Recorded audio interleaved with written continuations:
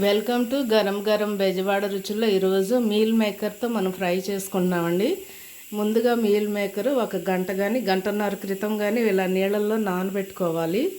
So ఇలా నానబెట్టుకున్న తర్వాత ఇవి ఇలా గట్టిగా పిండేసి ఒక గిన్నెలోకి తీసుకోవాలండి. అన్నీ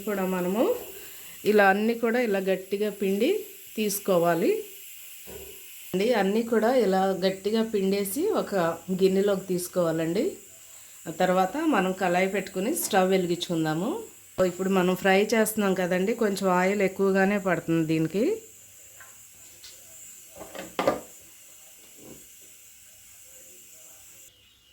ఆయిల్ హీట్ ఎక్కిందండి. సన్నగా కట్ చేసి పెట్టుకున్న 2 ఉల్లిపాయలు, అలాగే 3 పచ్చిమిర్చి, కొంచెం కరివేపాకు వేస్తున్నాను నేను.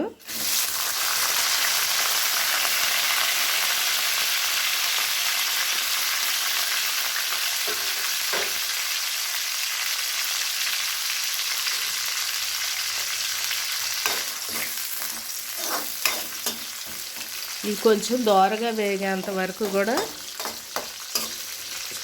స్టవ్ మీడియంలోనే పెట్టుకోండి. చూడండి, చక్కగా ఉల్లిపాయ వేగిపోయింది కదండి. ఇప్పుడు మనము మీల్ మేకర్ వేసుకుంటున్నామండి.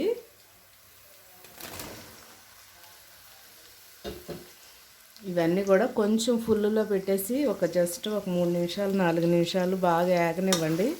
ఆ తర్వాత మళ్ళీ మీడియంలో పెట్టేసుకొని స్టవ్ మనము ఇదంతా కూడా చక్కగా ఎర్రగా వేగేంత వరకు కూడా ఇలాగే మనం ఆయిల్లో వేపుదామండి.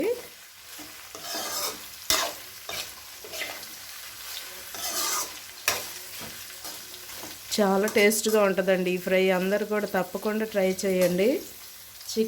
చికెన్ లాగే సేమ్ బాగుంటుంది. చికెన్ ఫ్రై ఎలా ఉంటుందో అలాగే ఉంటుంది. కూడా వేసేసుకోండి.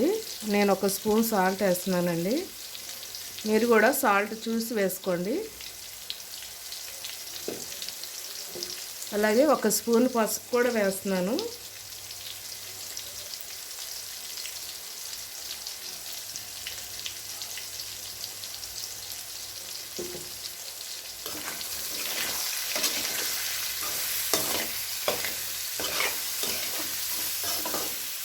ఇవన్నీ కూడా ఇలాగ చక్కగా ఆయిల్లోనే వేగాలండి.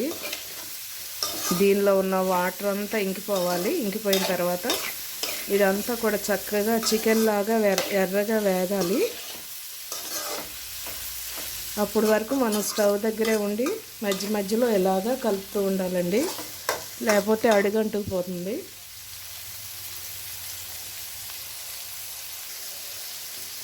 మీ దగ్గర చికెన్ మసాలా ఉంటే ఇప్పుడే వేసేయండి, ఎందుకంటే అన్నీ వేగుతాయి. ఇలాగ 1 స్పూన్నర వేసుకోండి చికెన్ మసాలా ఉంటే. స్టవ్ మీడియంలో పెట్టేసుకోండి, ఫుల్ ఉంచొద్దు, అడుగంటుకుపోయింది. మీడియంలోనే పెట్టుకొని అన్నీ వేసేసి అప్పుడు వేయించండి, ఎందుకంటే ఈ ముక్కకి పట్టేస్తుంది అంతా కూడా.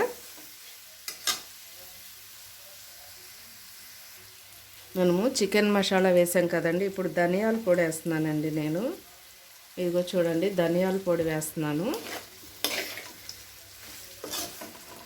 ఇవన్నీ కూడా ఇలా వేయించేసి మీడియంలో పెట్టుకొని స్టవ్ వేయించండి. ఈ మసాలాలు, ఉప్పు అన్నీ కూడా వీటికి పడతాయి మొక్కకి, అప్పుడు చాలా టేస్ట్గా ఉంటుంది.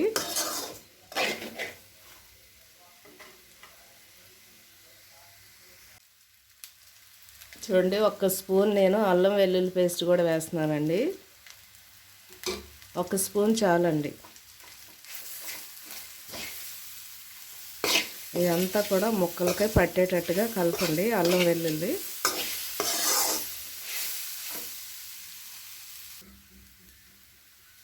చూడండి, కారం వేస్తున్నానండి. చక్కగా వేగిపోయినాయి కదా ఇవి. ఇప్పుడు మనం కారం వేసుకుందాము. తగినంత వేసుకోండి, కొంచెం వేసుకోండి, లైట్గా వేసుకుంటే సరిపోతుందండి, ఎందుకంటే ఫ్రై కదా ఇది.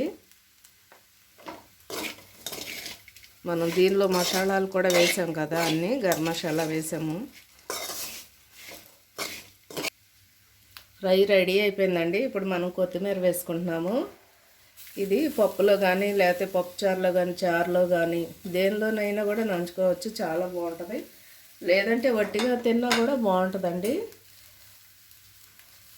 అందరూ తప్పకుండా ట్రై చేయండి. ట్రై చేసి నాకు కామెంట్స్లో పెట్టండి.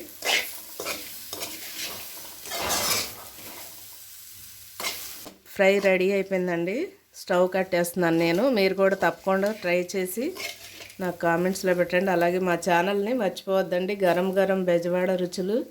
ఇప్పటి వరకు సబ్స్క్రైబ్ చేయని వారంటే సబ్స్క్రైబ్ చేయండి, షేర్ చేయండి, లైక్ చేయండి. Thank you.